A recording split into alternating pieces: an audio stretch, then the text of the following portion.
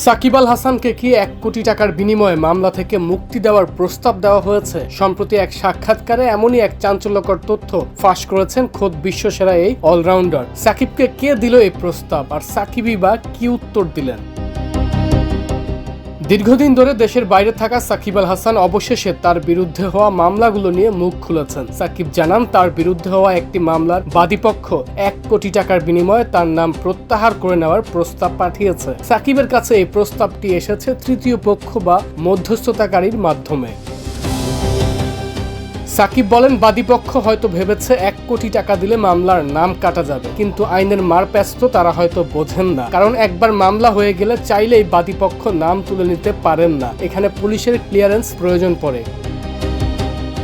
সাকিব এই প্রস্তাব পাওয়ার পর অত্যন্ত কৌশলী এবং কড়া জবাব দিয়েছেন। তিনি বলেন, টাকা দিয়ে কেন করতে হবে? টাকা দেওয়া মানে তো মেনে নেওয়া যে আমার সমস্যা আছে। তিনি হাসির ছলে আরো যোগ করেন যে বাদীপক্ষ হয়তো মনে করেছে তার কাছে অনেক বেশি টাকা আছে। সাকিব সাফ জানিয়ে দিয়েছেন, কোনো অনৈতিক লেনদেনের মাধ্যমে তিনি নিজের নাম পরিষ্কার করতে চান না, বরং তদন্তের মাধ্যমেই নির্দোষ প্রমাণিত হওয়াকেই গুরুত্ব দিচ্ছেন তিনি।